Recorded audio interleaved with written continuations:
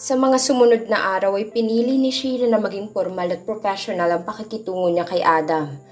Tuwing may ipapagawa o kailangan siya nito'y ginagawa na lamang niya ang kanyang obligasyon bilang caregiver nito. Napakahirap niyon para sa kanya, lalo na tuwing kinakausap siya ni Adam. Alam niyang sinusubukan nitong ibalik ang dati nilang pagsasamahan bilang mag-amo at bilang magkaibigan. But she didn't want to be just a friend. Malayong malayo yun sa mga bagay na naiisip niya. At kung alam lang nito ang kaba at kilig na nararamdaman niya tuwing nasa paligid niya ito'y malamang napagtawanan lamang siya ng lalaki. Naiisip pa lamang niya iyon ay naninikip na ang kanyang dibdib. May problema ba sa pagitan niyo ni Adam? Natigil siya sa paglalagay ng creamer sa kanyang kape. Umaga iyon at kasalo niya sa mesa sina Nanay Flor at Mang Berto. Wala naman po, Nanay Flor. Bakit naman po niyo na itanong yan? Napansin kasi namin ni Berto na parang malamig ang pakikitungo niyo sa isa't isa nitong mga nakaraang araw. Samantalang kailan lang parang close na kayong dalawa. Ganun naman po talaga dapat ang pakikitungo ko sa kanya. Amo ko po siya at ayoko naman pong maging over-familiar sa kanya. At baka isipin niyang inaabuso kong kabaitan niya. Napapansin ko rin na parang medyo mainit ang ulo nitong si Adam ilang araw na. Segunda naman ni Mang Berto. Kung minsan, inuutusan niya akong magmaneho kung saan-saan lang na parang wala naman talaga kaming pupuntahan. Baka naman may kinalaman doon si Arian. Nakasimangot na suhestyon ni Nanay Flor. Hindi maganda ang kutob ko sa babaeng yun. Mukhang malandi at hindi matino. Ikaw naman, Flor. Ang sakit mo namang magsalita kay Arian. Ani Mang Berto. Totoo naman, di ba? Kahit nga si Ma'am Anita ay ayaw sa babaeng yun. Palagi ring nasasangkot si Arian sa mga chismis na may kinalaman sa ibang lalaki.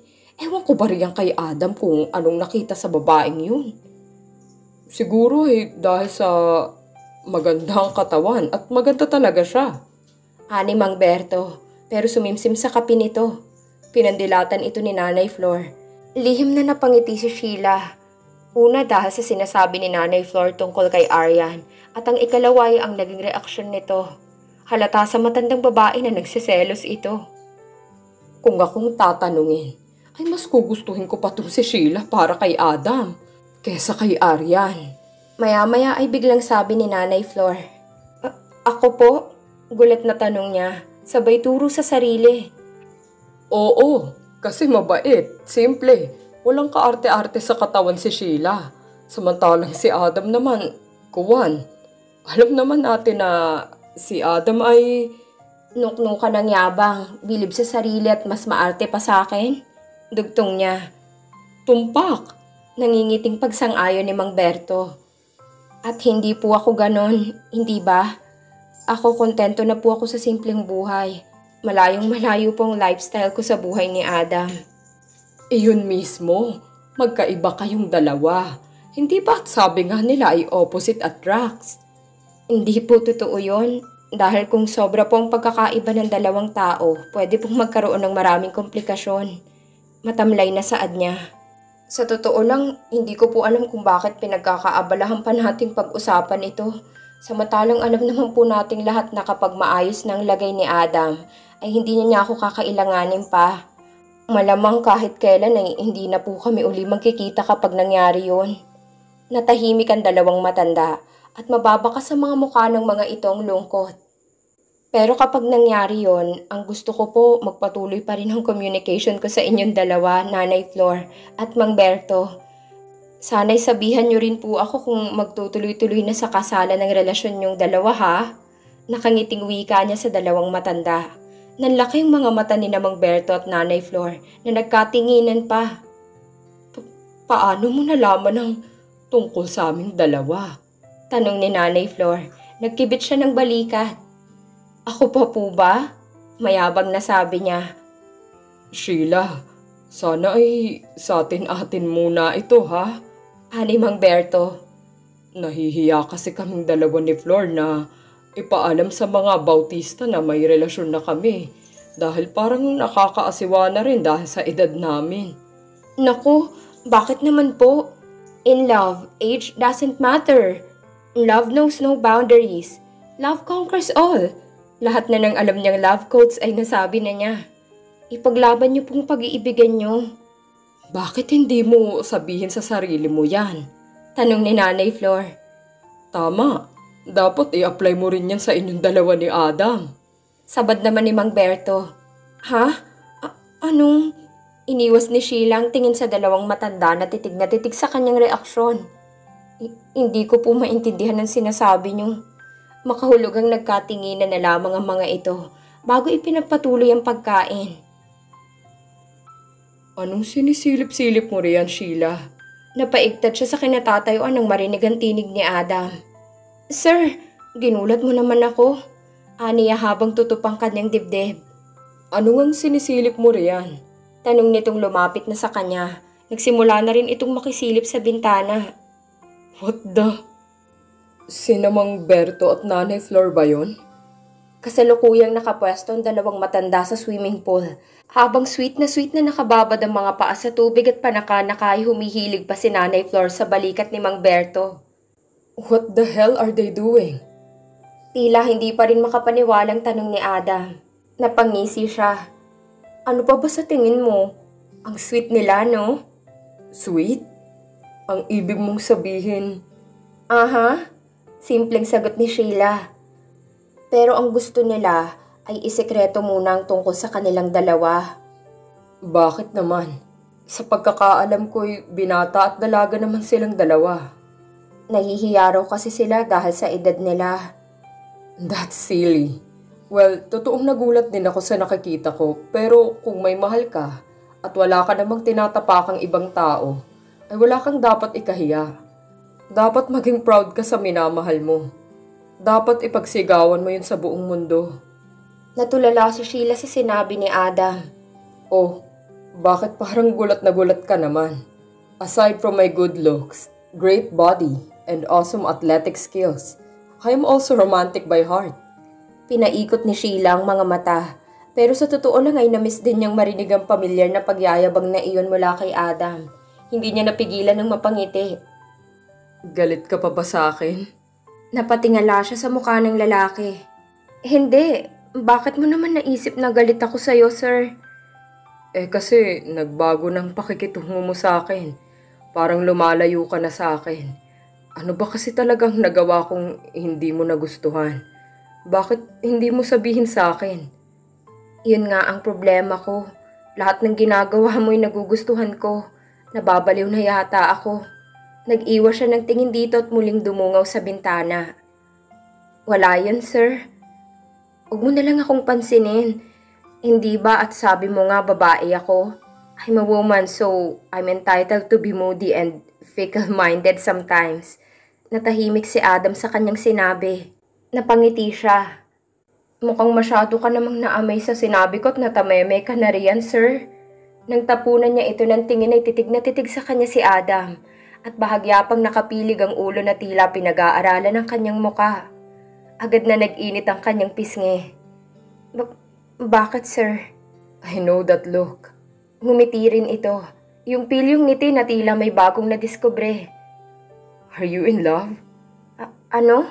Dumoble ang bilis ng tibok ng puso ni Sheila at otomatikong lumayo rito. Anong pinagsasabi mo riyan? Natatarantang naglakad na siya papalayo rito. Humalakhak ito. Sabi ko na nga ba, sino bang malas na lalaking nagustuhan mo? Anitong nakasunod pa rin sa kanya. Wala kang pakialam. Sigaw niya habang halos patakbong inakit ang hagdan. Sige na, sabihin mo na. Bibigyan kita ng mga advice para magustuhan ka rin niya. Ani Adam na patuloy pa rin nakabuntot sa kanya. Sa haba ng legs ng lalaki, nagagawa nitong akyatin ang hagdan ng 3 baitang ang inaakyat. Hindi ko kailangan ng advice mo. Sa wakas ay nabuksan na niya ang pinto ng kanyang kwarto. Isasara na lamang niya iyon ang pigilan ni Adam gamit ang cast nito. Bali walang itinulak nito ang pinto at tuluyan ang nakapasok sa kwarto. I never thought that this cast could get handy during times like this. Nakangising sabi nito. Ang kulit-kulit mo talaga, no? Hinihingal na sabi na lamang niya. Yan nga rin ang sabi ng nanay ko. So, sasabihin mo ba sa akin o hindi? Bakit ba interesado kang malaman kung sino? Sa gusto kong malaman eh. Pinakatitigan ni Sheila ang lalaki. Napakabilis pa rin ang tibok ng kanyang puso at habol pa rin niya ang paghinga. Naikuyom niya ang kamay sa kanyang tagiliran. Ikaw, bulong niya. Ano? Tinatanong mo sa akin kung sinong gusto ko, hindi ba? Yes, and you said, ikaw. Umawang ang bibig ni Adam na tila ba hindi naiintindihan ang sinabi niya. At nang rumihistro ang pagkagulat sa mukha nito ay dali-dali niyang sapilitang itinulak palabas ng kwarto si Adam at mabilis na inilak ang pinto. Napasandal siya sa pinto habang nakikinig at pinakikiramdaman ng ginagawa nito sa labas ng kwarto. Mukhang nagulat din si Adam sa sinabi niya. Hindi niya alam kung ilang minuto pa itong nanatiling nakatayo roon bago niya narinig ang pagbukas ng pinto ng kwarto nito at ang pagsara niyon. Buwisit talaga. Bakit ko ginawa yun? Mamatay na sana ako. Aniya habang unti-unti siyang dumausdos sa sahig. Ilang oras nang nakahiga si Sheila sa kama. Dumilim na ang paligid ngunit hindi pa rin niya magawang bumangon at lumabas ng kanyang silid. Hiyang-hiya pa rin siya sa ginawa kanina. Hindi niya alam kung anong masamang espiritong sumapi sa kanya at naisipan niyang magtapat kay Adam. Pwede naman siyang mag-imbento ng pangalan ng kung sino mang lalaki. Pero sa halip ay nagsabi pa siya ng totoo. Siguro nga ay sa likod ng isip niya at sa kaibuturan ng kanyang puso ay gusto rin niyang ipaalam sa lalaki ang tungkol sa kanyang nararamdaman. Napapikit ng mariin si Sheila nang muling maalala ang nangyari kanina.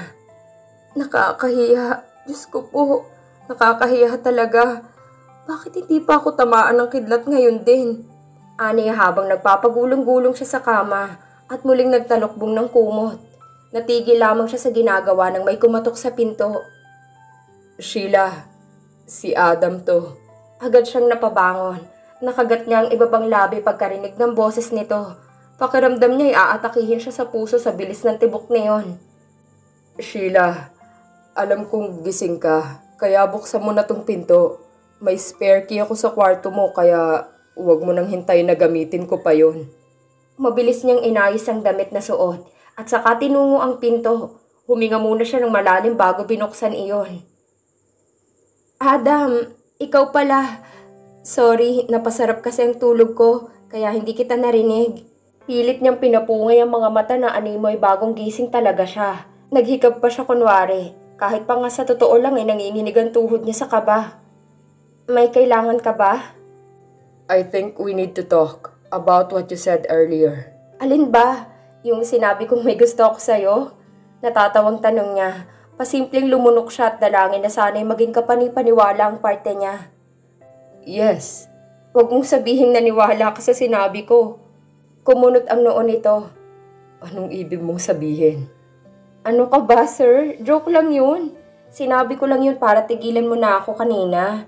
Kasi naman ang kulit-kulit mo, sir. Nagsinungaling ka sa akin? May himig ng panunumbat sa tinig nito. Hindi sir, nagbibiro lang ako kanina. Magkaiba naman yata yun sa pagsisinungaling, hindi ba? Sandaling natahimik si Adam bago sumagot. I guess so. Hindi alam ni Sheila kung imahinasyon lamang niyang nahimigang disappointment sa tinig nito. Posible kayang kahit paano'y na-flatter din ang lalaki nang malaman nitong may gusto siya rito? Hindi niya napigilan ang pag-usbong ng pag-asa sa kanyang puso. Sir? By the way, dinner is ready. I just wanted you to know. Isang matipid na ngiti ang sumungaw sa mga labi nito bago tumalikod at bumaba ng hagdan. Adam, bulong niya. Hindi niya maintindihan ang naging reaksyon nito. Bakit parang nagtatampo pa ito sa kanya? Awkward. Yun ang perpektong salita na nararamdaman ni Sheila tuwing kasama niya si Adam. Kung noong una ay siya ang malamigang pakikitungo rito, ngayon naman ang lalaki na ang palaging formal sa kanya. Dati ay palagi itong may nakahandang biro sa kanya, pero ngayon ay wala na iyon. Hindi naman masungit pero civil na lamang ito sa tuwing kausap siya. Ayaw man niyang aminin ay namimiss rin niya ang hirit nito tungkol sa sarili. Kung tama ang tansya niya, ay halos 2 buwan na lamang siyang mananatili sa bahay ng binata. Sa oras na matanggal na ang cast nito, ay wala nang dahilan pa para manatili siya roon. Sa ideyang yun ay halos madurog ang puso niya. Mangberto! Naputol ang pagmumuni-muni ni Sheila nang marinig ang malakas na tinig ni Adam. Natatarantang napatayo siya mula sa kinauupuan. Saka nilapitan ng binata na halos talunin na ang hagdan habang pababa ito. Anong nangyari? Nasaan si Mang Berto? Tanong nito, baka sa mukhang matinding pagkataranta. Pakitawag si Mang Berto, bilis! Oo, sandali lang. Patakbong tinungo ni Sheila ang garahe kung nasaan si Mang Berto na naglilinis ng sasakyan. Pagkasabi ng pakay rito ay patakbo silang bumalik sa loob ng kabahayan. Si Adam ay may kausap sa cellphone nito. Saang ospital siya nakakonfine? Mataman itong nakinig sa kabilang linya. Sige, papunta na ako. May nangyari ba, Adam? Tanong ni Nanay Flor habang pinupunasan ng kamay nito na kasalukuyang naglalaba. Sinugod si Mama sa ospital. Inatake raw siya sa puso. Diyos ko po. Sabay pa nilang nasambit ni Nanay Flor. Mabilis ang mga naging pangyayari. Halos wala pang ilang minuto ay paalis na sina Adam at Mang Berto habang naiwan silang dalawa ni Nanay Flor. Halos maluha-luha ng matandang babae habang siya naman ay hindi alam kung anong gagawin. Huwag po kayong masyadong mag-alala. Magiging maayos din po ang lahat. Pampalubag loob ni Sheila kay Nanay Flor. Sana nga. Diyos ko po. Sana nga, Sheila. Napakabait at napakabata pa ni Ma'am Anita para... Hindi na nito natuloy ang naisabihin nang magsimula na itong humikbi. Hanggang sa sumapit ang hapunan ay hindi pa rin bumabalik sina Adam. Ni hindi nila magawang kumain ni Nanay Flor sapagkat pareho silang walang gana. Hindi rin niya magawa itong i-text o tawagan. Dahil alam niya na hindi rin ito makasagot dahil siguradong tilirupa ang lalaki. Napakahirap din pala ng walang magawa. Pakiramdam niya ay napaka-helpless niya. Gustong-gusto niyang tulungan at i-comfort ang lalaking minamahal. Pero wala naman siyang karapatan na gawin iyon. Sa mga pagkakataong yun ay isa lamang ang pwede niyang gawin. Ang magdasal. At iyon ang ginawa niya. Magkasama sila sa sala ni Nanay Flor habang inaabangan ng pag-uwi man lang ni Mang Berto. Para kumuha ng gamit o pampalit ng damit ni Adam. Nang marinig nilang busina ng kotse ay mabilis pa sa 4:00 ay lumabas sila para salubungin ito. Pagkalabas pa lamang ng matandang lalaki sa kotse ay nahalata na nilang malungkot nitong anyo. Kumusta, Berto? Kumusta si Ma'am Anita? Tanong ni Nanay Flor sa nanginginig na tinig. Okay lang po siya, hindi ba? Nananansyang tanong niya. Nang tingnan sila ni Mang Berto ay namumula na ang mga mata nito na halatang nagpipigil ng emosyon bago marahan ng umiling. Hindi alam ni Sheila kung gaano siya katagal na nakatulala lamang sa kisame. Hindi siya makapaniwala na sa isang iglap ay wala na si Ma'am Anita. Sa maikse at iilang pagkakataon na nakasama at nakausap niya ang ginang, ay wala siyang masabi o maipinta sa ugali nito. Napakabait nito sa kanya. At kung tutuusin ay ito pa nga ang dahilan kung bakit nagkrus ang landas nila ng anak nitong si Adam. Nang maalalang binata ay lalo siyang binalot ng lungkot. Paano na ito? Ano na kaya ang ginagawa ni Adam? Kumusta na kaya ito? God, she wanted to see him, comfort and take care of him. Gusto niya itong samahan sa pagdadalamhati sa pagkawala ng ina nito. Napailing siya. Mali, hindi siya ang kailangan ng binata kundi ang mga kapatid, pamilya, kaibigan at si Aryan. She didn't fit into any of those categories. Ano nga ba siya ni Adam? Caregiver? Tauhan? Isang babae na hopelessly in love sa amo niya? Sagot ni Sheila sa mga sariling katanungan. Nang sumapit ang libing ni Ma'am Anita, ay isa siya sa mga nakipaglibing. Maging ang kaibigan niyang si Isabel ay sumama rin. Gusto raw nitong makiramay sa ultimate crush nito. May mangilan-ngilang kilalang personalidad sa showbiz at basketball na nakipaglibing din. Oh my, nandito ang mga teammate ni Adam. Grabe. Bulong ni Isabel na hindi mapakali sa tabi niya. Pati si Arya nandito rin. My gosh. Isabel, ano ka ba? Libing ang ipinunta natin dito, kaya umayos ka naman. Ganting bulong niya. Masisisi mo ba ako? Ngayon lang ako nakakita ng ganito karaming celebrity sa tanong buhay ko. Mula sa likuran ay pilit niyang tinatanong si Adam, habang nagkakandahaba naman ang leeg ng kaibigan sa pagtanaw sa mga kilala nitong artista. Kasama ni Adam sina Janet at Elise sa tabi nito, na lahat ay nakasuot ng puting damit. Bakit pa naka-sunglasses ang lahat ng tao rito? Hindi ko tuloy makita ng buo ang mga mukha nila. Para mga star witness lang Ani Isabel. Adam. Piping bulong ni Sheila sa pangalan ng lalaki Nang magsimula ng memorial service at nagsalita ng paring naroon ay naging napakatahimik ng buong paligid. Nang magsimula ng ibaba ang kabaong ay napuno ng mahihinang hikbi at iyakan ng paligid. Si Adam ay akbay-akbay pa rin ng mga ate nitong nagsimula ng humagulhol. Paminsan-minsan ay pasimpleng nagpapahid din ng lalaki ng mga mata. Bagaman hindi niya yun makita dahil sa suot nitong sunglasses. Sina Nanay Flor at Mang Berto ay magkasama sa isang sulok habang tahimik na lumuluha. Namalaya na lamang ni Sheila na lumuluha na rin pala siya at pati si Isabel na nasa kanyang tabi ay natahimik na rin habang pasimpleng nagpapahid ng luha. Napakasolemn ng libing ni Mrs. Anita Bautista at damang-daman nilang nag-uumapaw na pagmamahal at lungkot ng mga taong dumalo sa libing. Walang duda na maraming nagmahal sa ginang dahil na rin sa kabaitan nito. Lumipas ang ilang araw ay damang-dama pa rin ni Sheila ang bigat at lungkot sa bahay ni Adam. Bagaman pinipilit ng lahat na ibalik sa dati, ay may mga pagkakataon pa rin na nababanggit nilang pangalan ni Ma'am Anita. Nakakabuti rin naman yon para mas mapadali ang grieving process nila, lalo na ni Nanay Flor at Mang Berto na matagal na nakasama ang ginang. Kay Adam siya nag-aalala. Ilang oras na itong nagkukulong sa kwarto mula nang mailibing ang mama nito. Halos nasa kwarto lamang ito palagi na minsan ay nahuhuli niyang nakatulala. Naisipan ni Sheila na kumustahin ng binata ng umagang yon. Ilang beses siyang kumatok ngunit hindi ito sumasagot. Bigla ay kumabog ang dibdib niya. Hindi naman siguro.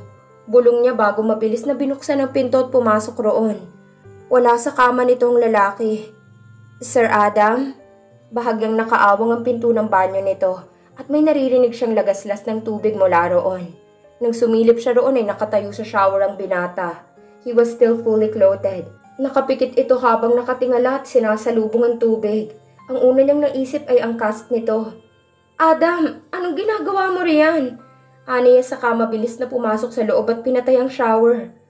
Bigla itong dumilat na tila wala sa sariling nakamata lamang sa kanya. Hinila niya ito palabas ng banyo at pinaupo sa kama.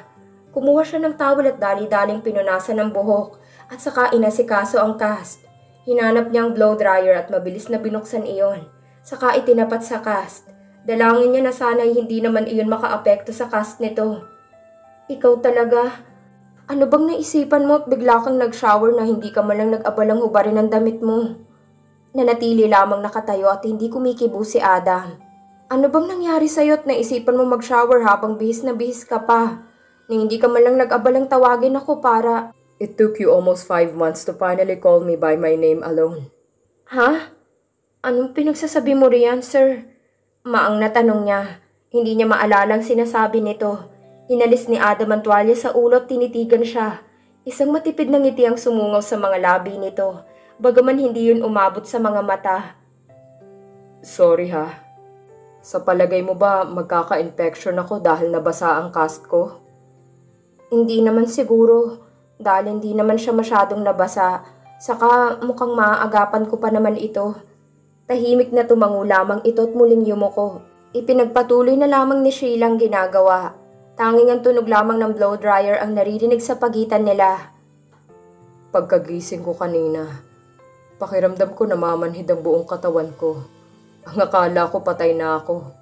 Kaya naisipan ko mag-shower nang wala sa oras. I don't know but I just suddenly felt so empty inside. Walang emosyong saad ni Adam. Monotono sa pagkakasabi nito. Pinatay ni Sheila ang blow dryer at saka seryosong nakinig dito. Sa wakas nag-open up na rin ito sa kanya. Mas makabubuti iyon kaysa sa wala itong pinagsasabihan ng nararamdaman.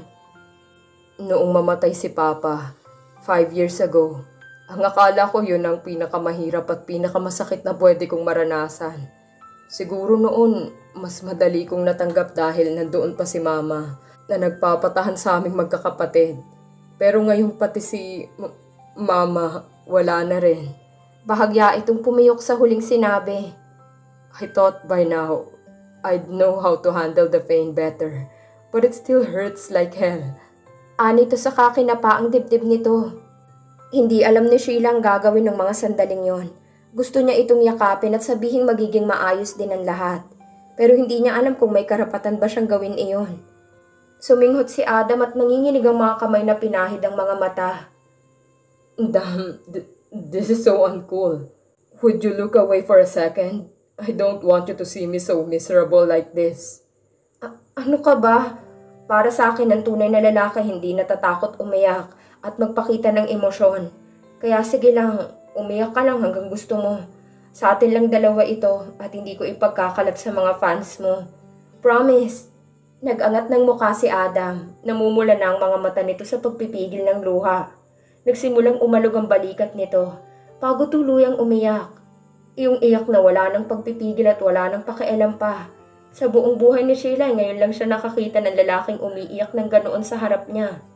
Alam niyang mahirap gawin iyon para sa isang katulad ni Adam. Namalaya na lamang niyang basa na rin pala ang kanyang mga pisngi ng luha. Oh, bakit umiiyak ka rin? Maya-maya ay tanong nito. Wala lang, nakikiuso lang ako sa'yo. Sumisinghot na sagot niya. Biglang natawa si Adam. Saka walang sabi-sabing kinabig siya palapit. Salamat. Mabuti na lang at nandito ka, Sheila. Tumango siya bago alanganing gumanti ng yakap dito. Napapikit siya ng mariin para damhin ang sandaling yon. Alam niyang baka hindi na yun maulit pa.